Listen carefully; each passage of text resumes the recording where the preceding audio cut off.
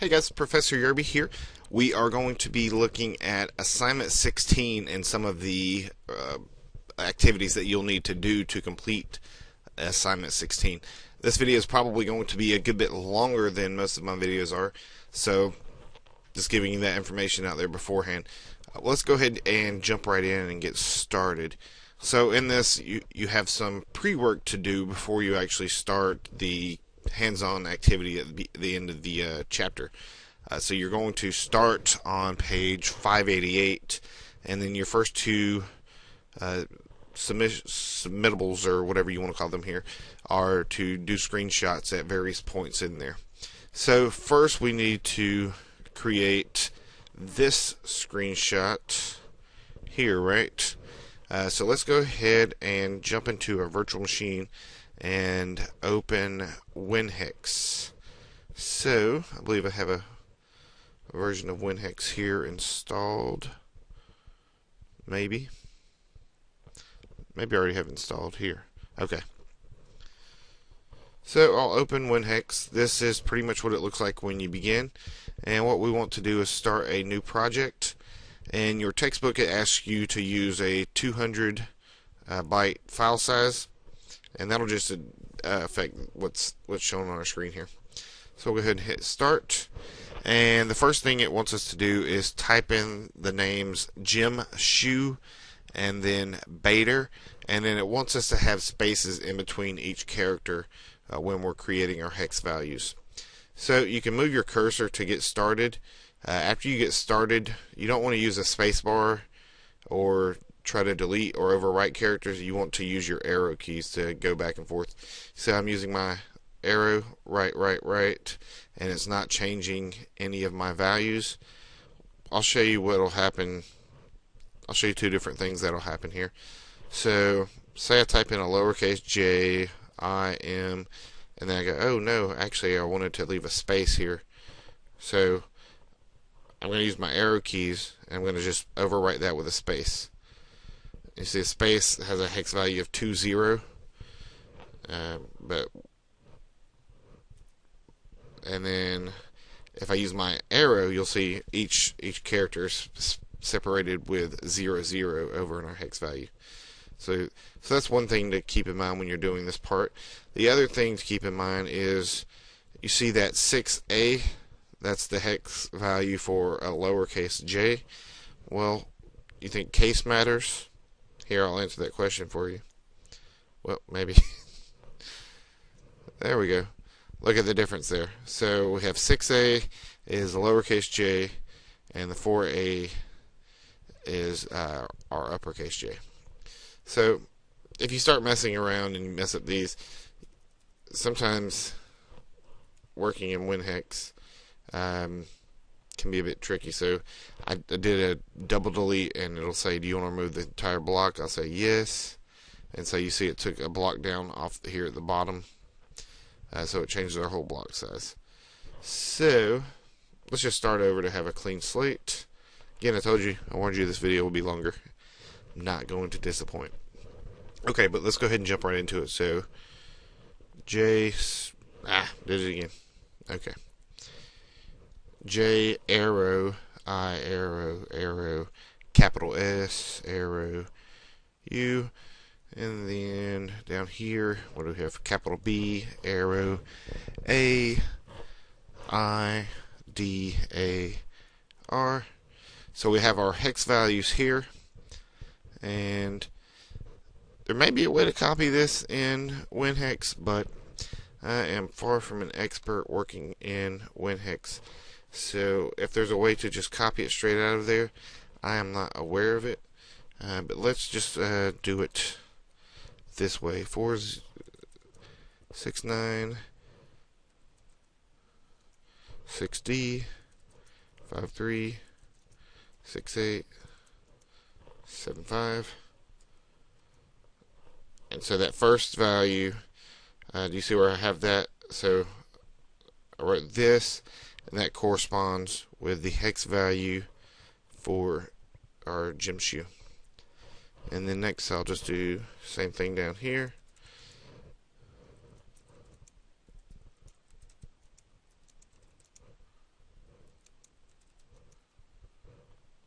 Hopefully I'm not missing anything. I feel like I am missing something. Oh. I didn't finish spelling this guy's name. K. Oh. Lowercase k. A. Okay. I felt like I was just missing something, and I was. 7.2. 6B. 6.1. Okay. So our first thing equals this. Second thing equals this. We'll save this. I'll save it in my WinHex demo. I'll call that my work folder. Save it as this in chapter 16 Unicode. Yep, I had a file there. I'll replace it. Alright, so next we need to open Prodiscover. So I don't think I have that installed. So let me check real quick. Pro new. So let's install Prodiscover here. So luckily I do have the install file.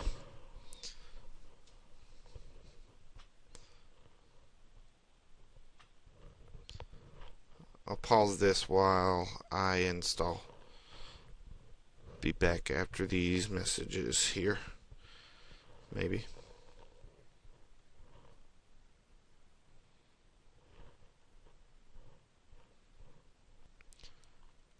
Okay. Close that. And come here, Prodiscover. Okay, so we'll start Prodiscover here.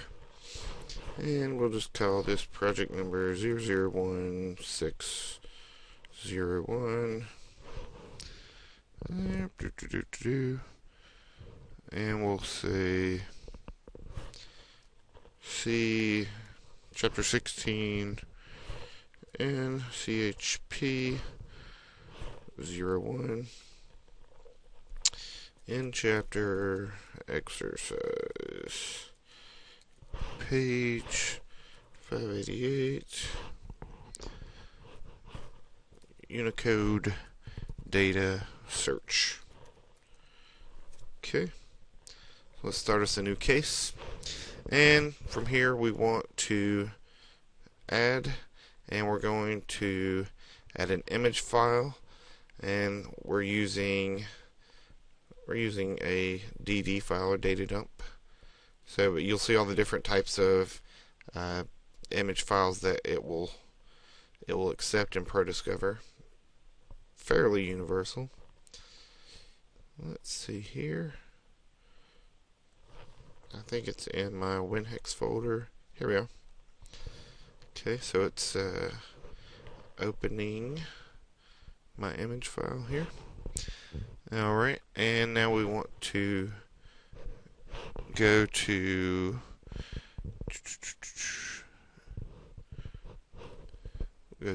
action, and we want to start searching.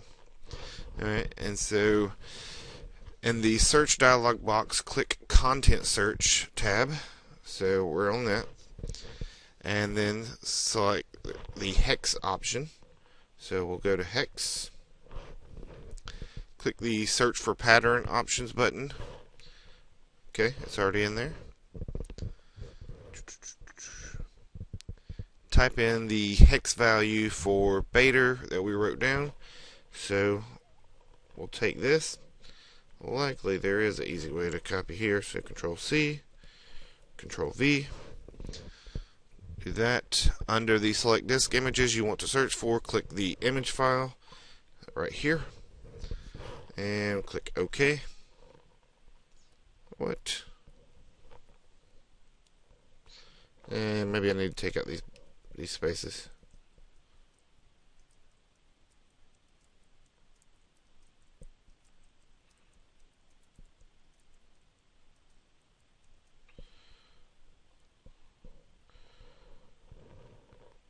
Okay, and we're doing search.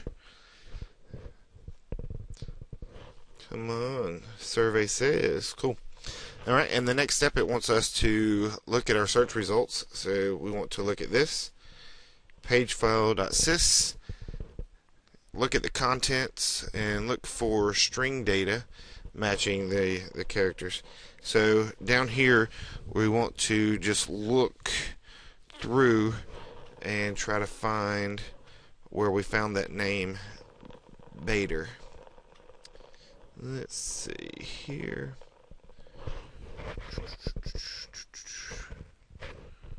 Somewhere.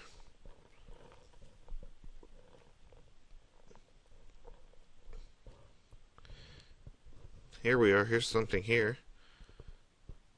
We have this Bader.xls. So it looks like an Excel file, right? And let's see. Is that all we're supposed to find? Look, we can see our buddy Jim's shoe down here. Doc looks like it was a shadow copy of something down here. And let's see. Alright. Okay, the lower pane search results contains the master file records with a file 0 header that appear to be associated with files starting with Bader and Jim Shoe. This finding could mean that the master file table occupied the space where pagefile.sys is now located. How this may occur varies. The cause might be a reformatted disk or a new OS installation. Reformatting or reinstalling an operating system doesn't completely overwrite previous data on the disk, thus revealing residual data such as the master file table records and their associated files. Alright, so our next step is to double click this. Okay, and we'll view this in the main window, and we want to right click on page file, and we want to copy file, and we want to copy a copy to our work folder. So we'll save this, and then we'll exit here and save. When it asks us, do we want to save it? Yes. So we'll save that, and we'll just call it, we'll keep it here like that. Okay, let's clean up our temporary files. Close this. Let's see. So that is going through the first couple of parts of your assignment 16. Let's continue forward and look at the next part where we're interpreting data runs. This is where I think it gets maybe a bit more complex. But let's go ahead and move forward. I'm going to pause it here while I read ahead. While I read ahead when I can let you go through this with me. Okay, so we have WinHex open, and let's see. What I'm going to do is open that pagefile.sys folder that pagefile.sys that we exported. So go to my desktop, find WinHex, find my page file. So we have everything in here. And now what we want to do is we want to do a search. Search, and we want to find text, and we want to find BAIDAR. Right. Was not found. Let's try that again. Find text. In the text, type BAIDAR. And the text box at the top, click Match Case checkbox. Okay. That, and we need to search Unicode. I was searching ASCII. We can hit OK. So look, we found a result here, right? Bader. Okay, and let's see. I want to double check this one last time.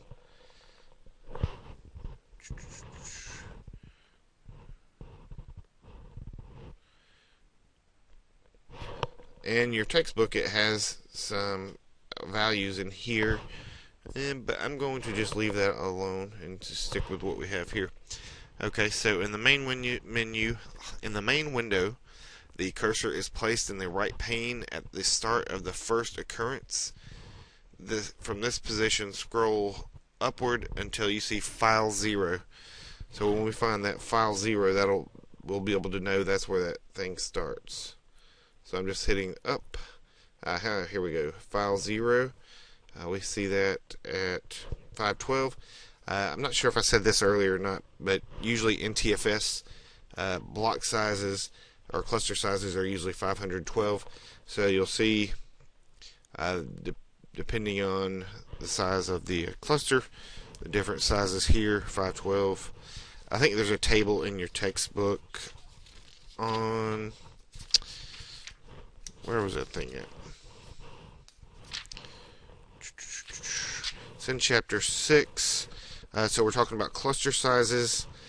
So on a drive that's 0 to 512, there'll be one sector per cluster, and the cluster size will be 512 megabytes.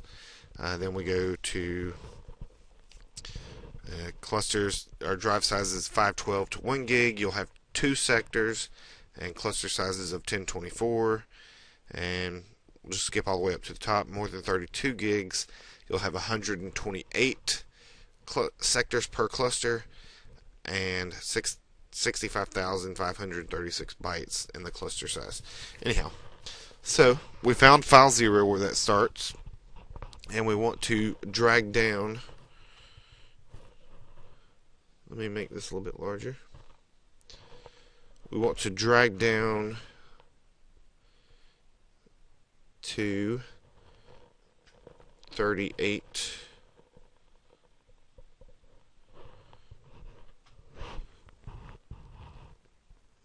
Right here. So where is that? Come here.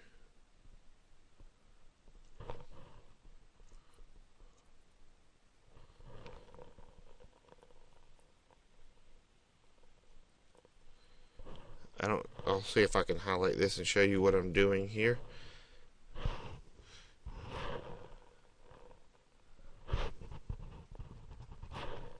Okay, if you look over in my lower right corner, you see our size over here, 3.8.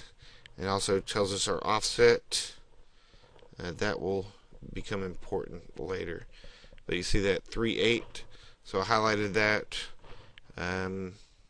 So from this 4.6 down till we get 0 by 38 hexadecimal bytes, and we can use our offset corner in the lower right as our guide. So that offset counter down here let me know when I was there. Okay. All numeric values in these steps are hexadecimal. If the offset counter is in decimal mode, click the row of numbers. So what that's telling me is, let's see this. Oh, wait a minute. Let's see.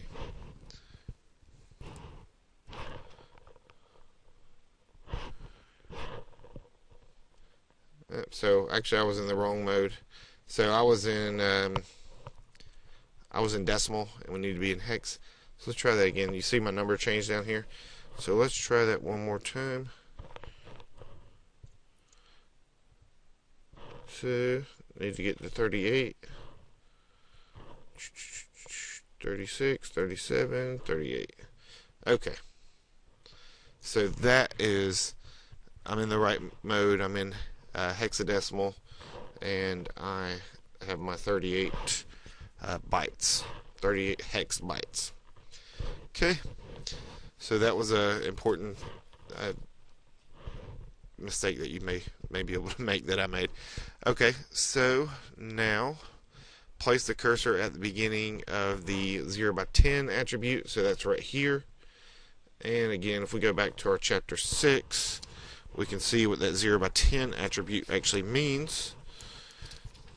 If you look at the table 6.5, let's see, that is the start of an attribute. So that'll tell us the the start of the attribute, and then we'll look just a few sections down, and this will tell us the length of the attribute right here. More on that later. Okay, so we've done that. We've found our file, and now we're placing our cursor at the 10, and we want to drag down 60 hexadecimal bytes until we reach the next attribute at 0 by 30. So let's try that. 71, 60. So there's 60. There's our attributes. And again, we can go back to that table in chapter 6. I wish I'd just print this thing. And we can say 0 by 30. That is the file name. The long and short names for a file are contained here, up to 255 Unicode. Bytes are available for long file names. For POSIX requirements, additional names on hard disk can also be listed. Files with short file names have only one attribute, ID 0 by 30. Long file names have two attributes, 0 by 30s, in the master file table record, one for the short name and one for the long name. But we can see that's where our file name is. So we have that. So in the textbook, I'm on page 591, step 6. The next two sections of the file are the short and the long file name. So that's exactly what I was just talking about, that a file can have two different file names, but they're long. Figure 616 shows the short file name attribute having lengths of 78 hexadecimal bytes, and then repeat the previous step until you reach attribute 0 by 80. Alright, so we have this, and so we want to go 78 bytes. 70, 75, 78. So there is our short name here, and then we see our 30 here, and so let's go 80, and there's our long name version. From this starting point, count 40 to the beginning of the first data run. Leave it open for the next activity. So for the starting position of 0 by 80, count 40 hexadecimal bytes to the beginning of the first data run. What? From the starting position of attribute 0 by 80, so that's here. Alright. Or is that here? Or is that here? I don't know why you guys are having trouble with this. It's so easy, right? From the starting position, attribute 0 by 80, count 40 hex bytes to the beginning of the first data run, as shown in figure 16.7. So it's going to have us right here. So we start here, and then we need to count 40. So let's see, there's 31, there's 40. Okay, so this is the part that it wants us to get to here. So this is step 7. So we're highlighting this area here. Right? And we'll get our offset down here. Blocks. Okay. So now that you've located the data run starting position, the next task is to calculate the starting and ending cluster positions for each data fragment. Okay, so we're going to go in here, and we're going to search, find, we want to do find text, search for beta, match case, make sure we're Unicode. Make sure that you've gone into options and set your options to give us our data interpreter over here, 8-bit, 16-bit, 24-bit, and file time. If you plan to continue on to do activity 16.4, where we'll be looking at times, modified access creation dates. Anyhow, click OK, and you'll see that this brings us to our first file, and we can see where the 3.1 is. We can see that that is the beginning of our first file. So in this example, let's see what we're doing. So we want to go to the number of clusters placed on the data run immediately before that. So 3.1, let's see.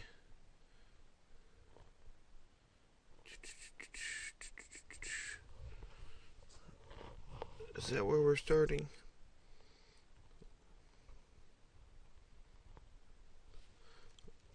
One second here. Something's looking fishy.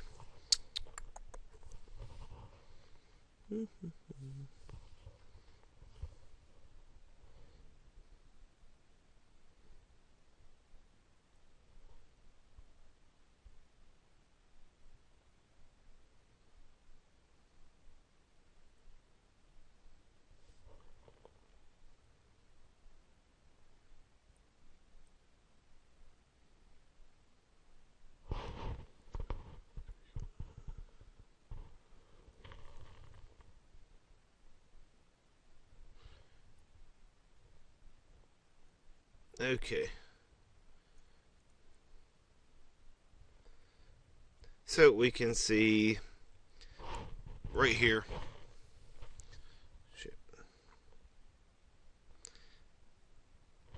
Alright, so here's our first file, and then what we want to do is look for the next 3.1. So we search through. Here's another one. Alright, and so now what we want to do is we want to look to the value right next to it. That will tell us how many clusters are there. So in hex we see 14, but we want to speak human speak or human talk, so 20. So that will be our number of clusters. And then the thing that we're going to calculate is our final value. We're going to be calculating the ending cluster. So we'll be able to see our starting cluster here in a second. Where are we at? 3.1. So I see that it's going to be 20 bytes. So I click on this first value, and it gives me the starting cluster. So in my table I have over here, that's where I get the starting cluster. So 65995. That will be my LCN, my logical cluster number. And then that 20, the number of clusters, comes from this 1.4 here. You'll see in the next beginning file here. So we got our next 3.1. So that tells us where we're starting, and we go here again. So this tells us the number of clusters, so 4. So I've got that in there. And then the next thing we want to look at, I keep losing my place. And we'll look at 52. So this tells us how large that cluster is. This number here, 158802. So that tells us the starting number, and then again we'll be able to calculate the end number here. So I'm going to skip ahead and show you what your final results should look like, and then a formula that you can use to calculate that end position. So we'll know where the file starts and where it ends.